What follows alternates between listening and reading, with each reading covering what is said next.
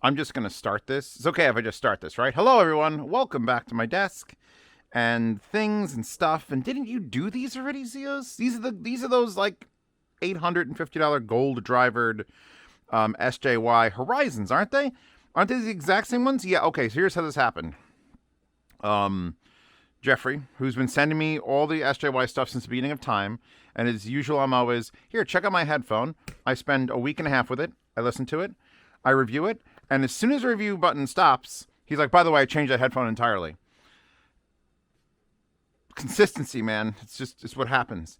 So people were giving him feedback on the original Horizon. Now I have to say the original Horizon, even though the Horizon had just been on sale for like a week. And he was like, no. So he took the headphone back to me at Can Jam, New York. I brought the headphone I had. He took it and said, no. Now you got to hear the new tuning. And I went, God, I just did the review of this. So now I have the new tuning Horizon, which the original one, if you go back and watch my video, I may just delete that video or unlist it because the same headphone, $50 less, is now $850 instead of $900. And it might be the most detailed headphone in the house. And it's not just detail, because that's the thing. The thing that people were complaining about, it was kind of lacking in low-end impact. So let's put on the Horizon. I'll give you a quick tour. Gold planar drivers. Gold. Like you could see the gold behind the purple, which is kind of awesome. New pads, I believe. I don't think these were the same pads that were on the previous revision. We got perforations on the actual fabric and perforations on the inside and sealed on the outside. I think, yeah, the new magnet system, which is much better than the old one. So this just goes on. This is his flagship. And it looks, I'm going to give it, you know what? Audiophiles don't give a fuck about, real audiophiles, the audiophiles don't care. By the way, coffee. People who like looks would probably go for something like his Umi. This is his other, half price of this one, planar. I plugged it in. I use this $1,000 IM cable by Effect Audio because, well, I got to do something with it. It's in my house, into the topping. And I was listening to this and going, you know what? This has more highs, but they're not as clean. This one is a big, round, soft pad. This one's got these weird pads on it. This one's like a square with an oval. This is a circle. So aesthetically, this one is the superior headphone. Can't deny this, though. The sound quality on this is absolutely hilariously stupid. So let's put them back on. Put them back on. Honestly, square pads with a round oval hole is like, this should be a thing. I feel like there should be a thing in more things. Like all SJY headphones, however, they are incredibly picky on amplification and things to drive. Like the Umis here, I had this on high, and I had it up a little bit too loud, and I hit a bass note, and the topping just went nope, and clipped off, and then went back on. I'm like, all right, I know where your limitations are. This, on high gain on this Burson Soloist Voyager monster amplifier, I am running as high as 60, which I would fear putting 60 through any headphone you've ever heard of through a thing. So just make sure you have a substantial amplifier if you're going to drive these. But presuming you were spending $1,000 on a headphone, which is $850 is close enough to $1,000. Oh, by the way, the new Neko Touch keypad things. They wanted me to send this out because I have the other Touch keypad. It's actually on my review desk over there. Yeah, this is cute. A link to the Neko Touch because we did the Rinko Touch, and now there's a Neko Touch keypad. I'm just trying to conclude things. Anyway, back to the headphones. These have... they now have low end. It's not like crazy Eris low end. Or like TH900. But it's there, which is what it was missing in the first revision. You had to loosen up the driver so it could actually function because it was so tight that it was like, no. So now you've got a decent amount of low end. It thumps. These thump. So now fixing the thumping low end frees up a little bit more in... I thought for sure when I put these out and listened to these and compared these to these, that these were going to be like a bigger soundstage because I got such a big wide pad that's going out and doing things. Turns out you spend twice as much on a headphone and it gets everything better, which is kind of impressive for like a one-man show that SJY is putting out over there. Imaging is spectacularly detailed. The word of the day for these headphones, for the Horizons, the new Tune Horizons, is just, it feels like all the sound in the world is being pushed through a very fine mesh strainer that is your brain. And like I was hearing things in songs that I just don't hear regularly. It's not a super wide sound stage. It's not like, oh my God, you're listening to fucking, I don't know, take your pick of any ZMF headphone. But whatever is in here is just enough and more refined than it was in all his previous revision headphones. So it's like having sound just pushed forcefully with a 20,000 ton press, just right through this fine mesh.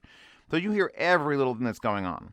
I haven't had them bother me either, which is one of the other concerns when you have lots of power going into a very detailed headphone.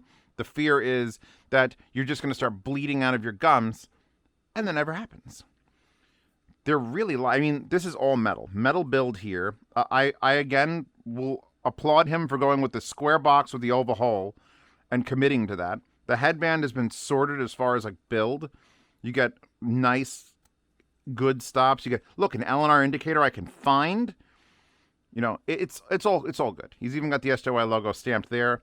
I would have probably put Horizon on it. I like a headphone, and this is becoming a thing now that I've done my own collab. The name of the headphone on the headphone is pretty nice. Just to see it somewhere. Granted, this is the brand, and you'd probably be able to look it up. We have it here. Horizon, 850. Checking calculations, blah, blah, blah, blah, blah. 89 decibel, 16 ohm. So they are very much a planar as far as the draw is concerned. And then the $450 Umi Silver, which is what that is. I think that's just a color. There's gold, blue. There's Zambia Rosewood for an extra $50 if you wanted to go with the iLikeWood.com scenario. So I'm just giving you a little bit of a reminder. SJY, still out there making headphones. And I know it's going to happen because this has happened every time. He sent me these a couple weeks ago, and I just couldn't shove them into the review schedule. I had Munich going on. And I know because it's taken me about a month to get these from arriving to listening to finally after Munich, getting down and sitting with them. What's going to happen, like fucking clockwork, I messaged him and asked him if he's going to Canjam London.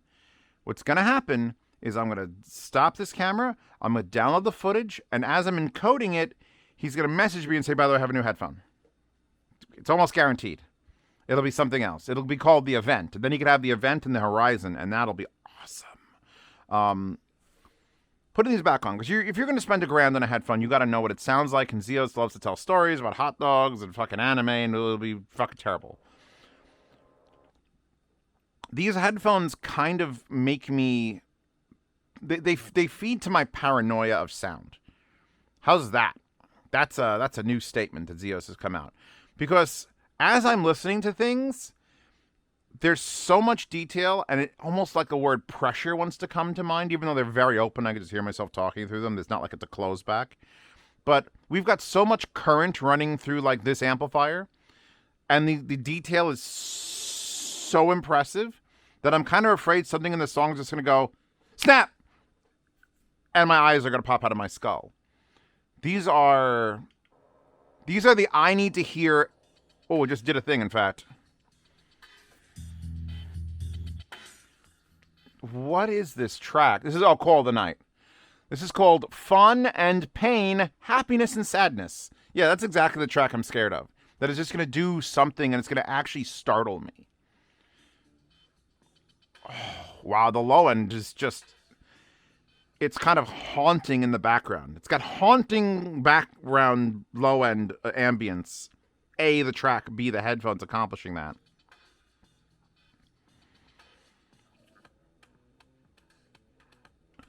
This is like if you had something that was kind of like... If you had like, I don't know, take your pick. Soapbox Derby car. And you just brought it into your garage. And you kept wrenching on it. And wrenching on it. And getting it tighter and tighter. And every little thing, there's a little bit of wiggle in the wheels, and you tighten them. You just kept tightening them until it was so taut that you were afraid to sit in it because it might just explode at any moment. That's what these headphones feel like sound-wise. It sounds like, and this is not a bad thing, by the way. I'm saying this in a good way. It's just the only way, probably the coffee talking also, because I did a bad thing with the coffee Again, a sidetrack. Hawaiian blend. What's it called? Not a dank pod, but like a pod. But then I put one of my G7 2X Extremes in there for creamer, and then I added also extra creamer and I stirred it. So that's like 4 cups of coffee and 1 cup of coffee. Because Zeos needs to work. But that's the kind of feeling you get when you're in these headphones, and you're in them. It's like climbing into a space rocket. And you don't know quite what you're going to experience as you're jetting down the road at the speed of sound. It's like, I hope nothing goes wrong, because if it does, it's just going to be like, and then you've instantly died. Again, in a good way. Oh. I'm going to see if he's not... The reason I messaged him to see if he's coming to London Can Jam, because I'm going to London Can Jam to show off the Eris. Eris should... Oh, I love this song. I love this song, and it's an AI fucking song. So, you know, I'm just... I'm the worst of people. I asked him if he's coming to London Can Jam, because if he's not showing up, I'm willing to take his headphone and a few hundred of his dollars to show off his headphone in London. Because this needs to be heard. The only concern I'd have is what the fuck amplifier am I packing in my luggage to power specifically these? Because this will generate sales. You put this on a table at a Can Jam amongst all the other things that your ZMFs and your fucking Audio Technicas and your crazy unheard of, you know, Czechoslovakian brands. People are going to listen to this and go, this is my sound. This is what I want. I want a headphone that just it doesn't strip away the veil in front of your music. It fucking claws it away with these giant mechanical fucking arms. And it's just like, here, have you ever heard this before? That's what these feel like they're doing. Right? If you didn't come to Z Reviews for this kind of review, you don't need to come to Z Reviews, because this is every review when Zeos is on coffee. And only the last cup of coffee I had was in Munich like 6 days ago, so it's hitting me. Yeah, these are violently revealing headphones. And the thing is, I've been shuffling music now for like an hour, and I know I have poorly recorded music. I'm not the snob that some people are, where it's like, oh, this is recorded poorly, delete and never love it again. I will listen to shit music if I love the music. I just have to acknowledge it's shit, and it's just shit. Meze headphones usually will come and smooth all that out. They don't make everything into shit. They don't bring the lowest common denominator down. They're just so wide and soft that everything sort of blends into this. You just love music. These, I thought, were going to be the opposite of that, where if you have a bad recording, it's going to hurt to listen to. And I haven't noticed it. And I've been through 2 or 3 tracks. I'm just sort of like amazed at what it's able to pull out of those tracks. So it's the opposite of Meze. Instead of it smoothing things over and making everything lovely, it's like, yeah, this song is kind of recorded like shit, but I bet you haven't heard this. Have you heard this? And it like brings that out. So I got to applaud Jeffrey for going for $1,000 headphone that describe it to me in like 3 words, Zeos. Holy fuck retrieval. Or I guess holy detail retrieval is better than the word fuck, because it describes something better. But yeah, no. Yes. Also, 3.5 millimeter wire. This is the actual wire you can get it with. It is not spectacular, but it is good enough. I think he has these custom made. So it's just a soft fabric, 4-wire weave. I asked specifically for this. I don't know if he sells it with a 4.4 as well. Odds are that I would plug this into a speaker amp if I was really going nuts. Not a Class D. Class AB. I was actually considering grabbing my LA90 because it's been sitting there for way too long and it needs to come back out. Oh yeah, also, EF 499s and 500s will be tested on this channel, as long as this and these, and I did this already, I didn't do that, and haven't done that, and it's like so much to do. So thank you, Jeffrey, for again proving you know how to make a fucking headphone. It's just that you need to calm down. I think I'm gonna have to limit him to 3 reviews a year. 3 a year? Every 4 months, he's allowed to bring out a headphone or a retuning of a headphone. Because like 6 a year is way too many. He needs to calm down. So yeah, links to these in the description. If you'd want to hear them, if he's not coming to Can Jam London, I'll bring them to Can Jam London. Personally. Just as something to show off. Just ask for them or they'll be on the table. These, fucking love them. They're just they're that same amount of. Are you gonna pay $450 for a headphone that might clip your amplifiers? Still very good. Just the scary SJY power requirements that seem to roll off. Wallpaper in the Wallpaper Horde. That show was adorable and cute and very weird. All wallpapers in the Wallpaper Horde. Patreon subscribe to support this channel. You want to see these reviews early? Participate in yard sales. Hear Lost of Sound demos and get a private question and answer post where I answer your questions, which I have to post that today because I haven't done it last month and I've been announcing it in a couple of these videos. That'll be $5 a month. You want to ask me questions all the time and directly, you get into the private behind-the-scenes patronage chat for $10 a month. And once you're in that, you're also in all those other benefits and a lifetime swap meet channel to buy, sell, and trade gear. So if you're like, you know what, Zeos, I want to try these $1,000 headphones or $800 headphones, but I got to sell some shit. Please feel free to join my Patreon for $10. Sell it in the swap meet because there is over 400 people in there who are in it for life. It's a lifetime swap meet channel. So I'm good, you're good, we're good. I'll try to link some things. Don't forget the Neko Touch keypad, which am I attached to anything? I haven't put it on the keyboards yet because it's annoying to change out entire keys, but that's kind of adorable. It's kind of adorable. It's definitely, it's kind of adorable.